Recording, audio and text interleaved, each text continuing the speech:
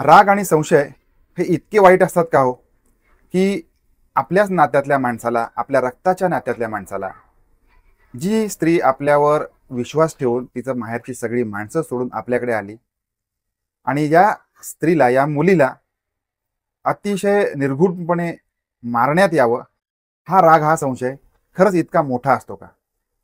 नमस्कार, कारनामा मराठी क्राईम स्टोरीमध्ये आपल्या सगळ्यांचं हार्दिक स्वागत आहे. आज आपण जी घटना बघणार आहोत ही घटना आहे महाराष्ट्राच्या बाहेरची.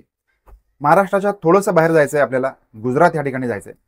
याच्यामध्ये सोमनाथ कोदे नावाचे एक गृहस्थ राहत आहेत.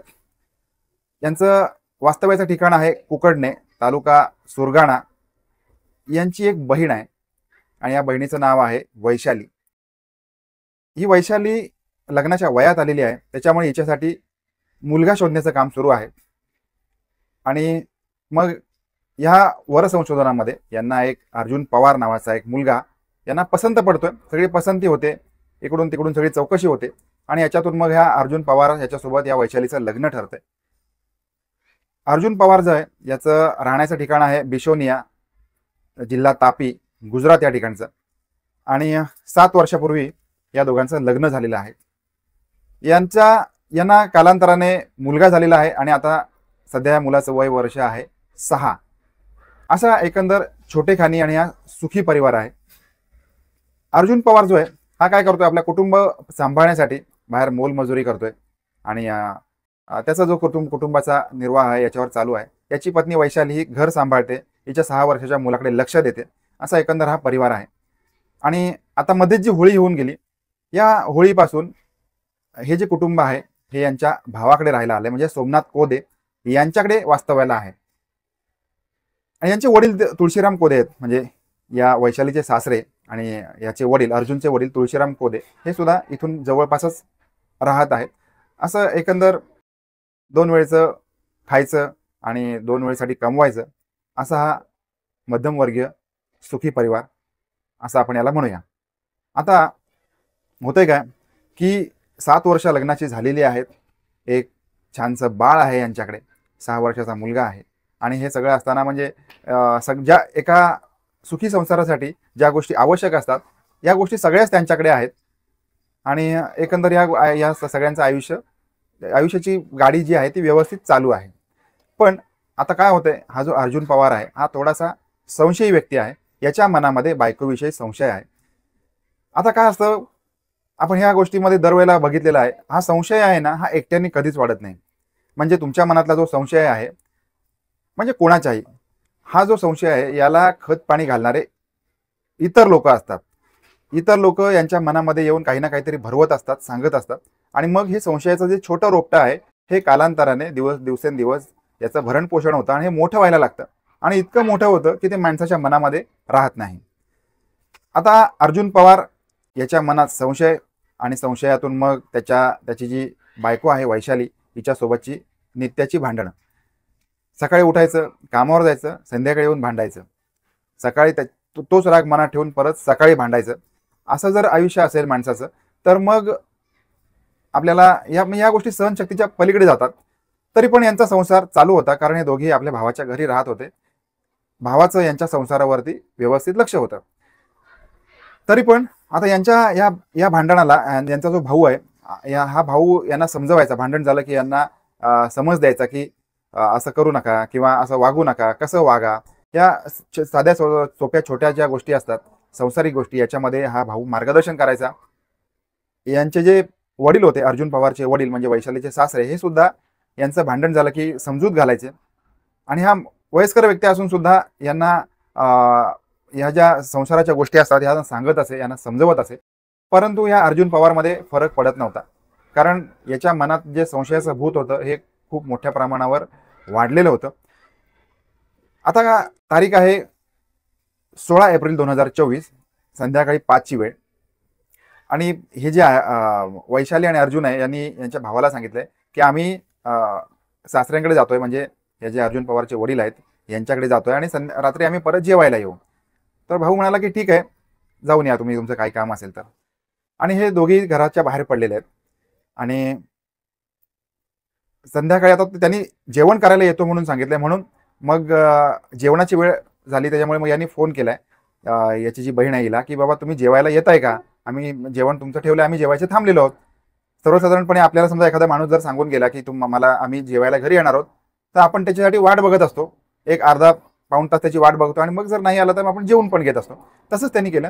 आता ती बहीण सांगितली की आम्ही येतो, थोडं आता झालंय आमचं काम, थोड्या वेळामध्ये निघतोय, त्याच्यामुळे हे थांबून राहिले. पण आता एक अर्धा पाऊण तास झाला वाट बघतात, आले नाही, त्यामुळे यांनी पण जेवून घेतलेले आहे. आणि आता शेवटीला तिच्या सासरूही गेलेले आहे, त्याच्यामुळे काय काम झालं असेल, काय वाढलं असेल, त्याच्यामुळे ठीक आहे, झोपले असतील तिथेच त्या ठिकाणी राहिले असतील असं मनात वाटून मग हा जो सोमनाथ पोदे आणि त्यांचा जो परिवार आहे ह्या घरी झोपी गेलेले आहेत. आता दुसऱ्या दिवशी सकाळी याला जाग आली आणि बघितलं तर आपली बहीण अजूनही आलेली नाहीये.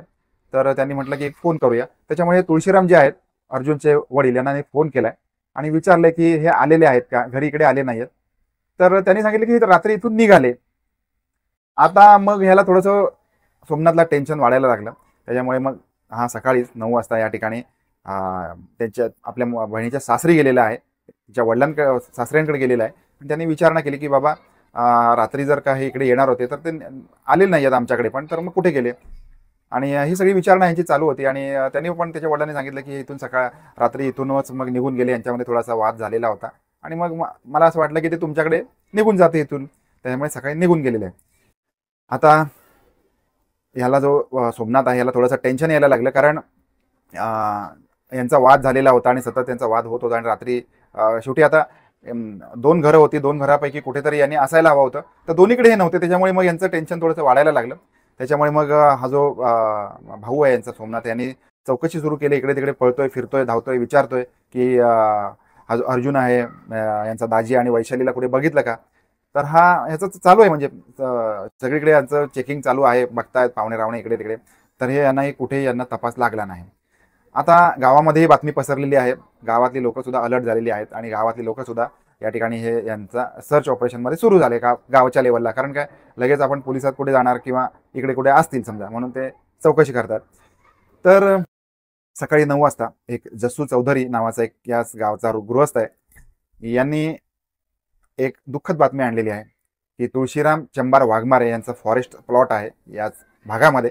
या भागामध्ये अर्जुन पवार आणि वैशाली पवार यांचा मृतदेह त्या ठिकाणी पडून आहे, अशी बातमी यांनी त्यांच्या भावाला दिलेली आहे, या सोमनाथला दिलेली आहे. आणि हा जो सोमनाथ आहे यांनी तातडीने या ठिकाणी धाव घेतली, त्या ठिकाणी तिथे बघितलंय तर साधारणपणे वैशाली हिचा मृतदेह एक ठिकाणी पडलेला होता. तिथून एक 50 फुटाच्या अंतरावरती अर्जुन पवार यांनी गळफास घेतलेला होता. हिच्या वैशालीच्या ओढणीने याने एका झाडाला गळफास लावून घेतलेला आहे. दोघे मृतावस्थेत पडलेले आहेत. आणि हा भाऊ अतिशय, मग या भावाचं टेन्शन वाढलेलं देखील आहे. आणि अशातच मग पोलिसांना यांनी बोलवलेलं आहे, पोलीस येतात, पोलिसांचा तपास सुरू होतोय. आता यांच्या दोघांच्याही डेड बॉडी आहेत त्या पोस्टमॉर्टमसाठी पाठवलेल्या आहेत. त्याच्यामध्ये वैशालीचा जो डेथ आहे, वैशालीचा मृत्यू हा गळा दाबल्यामुळे झालेला आहे आणि याचा मृत्यू गळफास घेऊन झालेला आहे. आता याच्यामध्ये आरोपी माहिती होता आणि जिला मारलेलं होतं ती देखील माहिती होती. ओपन अँड शट अशा स्वरूपाची केस पोलिसांनी सोमनाथ पोदे यांच्या फिर्यादीवरून गुन्हा दाखल केलेला आहे. कलम 302 अन्वये गुन्हा रजिस्टर क्रमांक 106/2024 या अंतर्गत गुन्हा नोंद झालेला आहे. आता या ठिकाणी या अर्जुनचे जे वडील आहेत त्यांच्या दुःखाला पारावार राहिलेला नाहीये. हा जो भाऊ आहे याच्या दुःखाला पारावार राहिलेला नाहीये. हा 6 वर्षाचा मुलगा आहे, हा देखील अनाथ झालाय. याच्या डोक्यावरचं आईवडिलांचं छत्र हरपलंय आणि ह्या 6 वर्षाच्या मुलाची देखील जबाबदारी आता ह्या नातेवाईकांपैकी कोणाला तरी घ्यावी लागणार आहे. आता फक्त संशय आहे, मनातला संशय, पत्नीविषयीचा संशय. आणि या संशयाचं रूपांतर इतकं मोठं झालेलं आहे की यांनी आपल्या पत्नीचा खून केलाय, स्वतः गळफास लावून घेतलेला आहे आणि आपल्या 6 वर्षाच्या मुलाला यांनी अनाथ केलंय. हे सगळं करताना याच्या मनात क्षणाचा देखील आपल्या मुलाबद्दल विचार आला नाही की उद्या आपण तर मरून जाऊ, पण आपल्या पश्चात आपल्या मुलाचं काय होईल, याला कोण बघेल. हा एकदा जरी विचार केला असता तर याने एवढं मोठं पाऊल उचललं नसतं. आता याच्यातून आपल्याला शिकायचंय काय, तर या घटना आहेत, या घटना ज्या होत असतात याच्यामध्ये आपण सर्व बाजूने विचार करायला पाहिजे. अशा प्रकारे जर का आपल्या मनामध्ये वाईट विचार येत असतील जर हे शहाणे सुरती जी मंडळी आहेत, सज्ञान मंडळी आहेत, यांच्याकडे जाऊन आपण बसावं, यांच्याशी सल्लामसलत करावी आणि एक योग्य मार्ग काढावा. याच्यावर दुसऱ्याला मारणे आणि स्वतः आत्महत्या करणे हा कुठल्याही प्रकारे याच्यावर पर्याय होऊ शकत नाही. आणि असं कायद्याने देखील याला बंधनं आहेत. आणि जर का म्हणजे तुम्ही तर आता या दोघांचं तर मरण ओढवलेलं आहे, पण हा 6 वर्षाचा मुलगा याला एकट्याने प्रवास करावा लागणार आहे, आई वडिलांच्या शिवाय प्रवास करावा लागणार आहे. तर ही संपूर्ण घटना माध्यमांमधून ज्या प्रकारे आली होती त्या प्रकारे तुमच्यापुढे मांडण्याचा प्रयत्न मी केलेला आहे. तर पुन्हा भेटूया बरोबर 9 वाजता कारनामा मराठी क्राईम स्टोरीमध्ये. तोपर्यंत आपण काळजी घेत राहा. धन्यवाद.